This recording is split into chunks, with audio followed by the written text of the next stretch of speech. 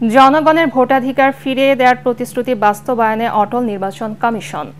সকালে রাজধানী নির্বাচন প্রশিক্ষণ ইনস্টিটিউটে ভোটার তথ্য সংগ্রহকারীদের প্রশিক্ষকদের প্রশিক্ষণ কার্যক্রম উদ্বোধন করে কথা জানান প্রধান নির্বাচন কমিশনার এএমএম নাসির উদ্দিন।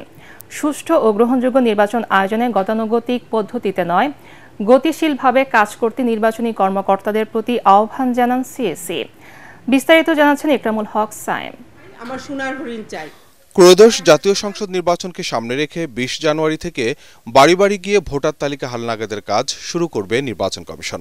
এই উপলক্ষে মাঠ পর্যায়ে তথ্য সংগ্রহকারীদের প্রশিক্ষকদের প্রশিক্ষণ শুরু হয়েছে।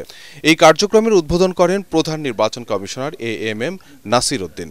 অনুষ্ঠানে বক্তব্য রাখেন ৪ নির্বাচন কমিশনার। অতীতের নির্বাচনী ব্যবস্থা ও বর্তমান সময়ে জনগণের প্রত্যাশার কথা উঠে আসে তাদের বক্তব্যে। কোথাও কোনো অস্বচ্ছতাকে বরদাস্ত করবেন না, আমরা করব না। আমাদের আসল কাজ করতে হবে আমাদের মূল ভোটার তালিকা নিয়ে, কমপ্লিট ভোটার তালিকা নিয়ে একটা একটা করে তালিকা আমাদেরকে চেক করতে হবে। এবার যে ভুল যাতে না হয় সে ব্যাপারে সর্বত্রভাবে সতর্কতা, ডিউ কেয়ার অ্যান্ড অ্যাটেনশন। ক্রান্তিকালে দায়িত্ব নেওয়ার কথা জানিয়ে কর্মকর্তাদের নিরলসভাবে কাজ করে যাওয়ার আহ্বান জানান সিইসি।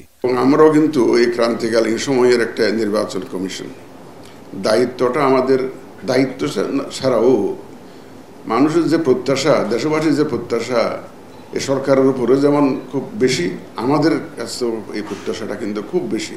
গতানুগতিক পন্থায় চিন্তার কোনো সুযোগ নাই এখন। রিফর্মস মানে শুধু রিফর্মস প্রপোজাল নয়, এগ্রিড প্রপোজালগুলো বাস্তবায়নের একটা চেষ্টা সরকারের তরফ থেকে কিন্তু দেখতে পাচ্ছি আমরা।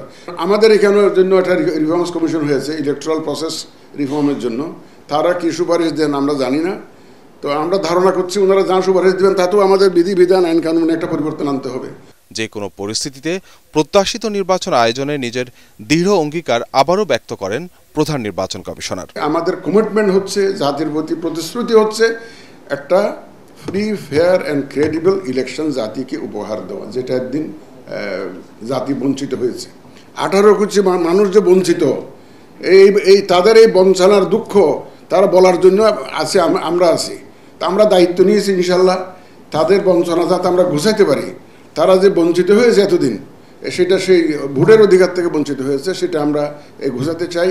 তাদের এই বঞ্চনার যে কষ্ট সেটা আমরা দূর করতে চাই এবং আমরা আমাদের কমিটমেন্টে অটল আছি। ধাপে ধাপে প্রশিক্ষকদের প্রশিক্ষণ দেওয়ার পর নতুন ভোটারদের তথ্য সংগ্রহের কাজে 1.25 লাখ লোকবলকে এই কর্মসূচির আওতায় আনা হবে। এটা সম্পর্কে আমার কোনো ধারণা। ইকরামুল হক সায়েম, এটিএন বাংলা, ঢাকা।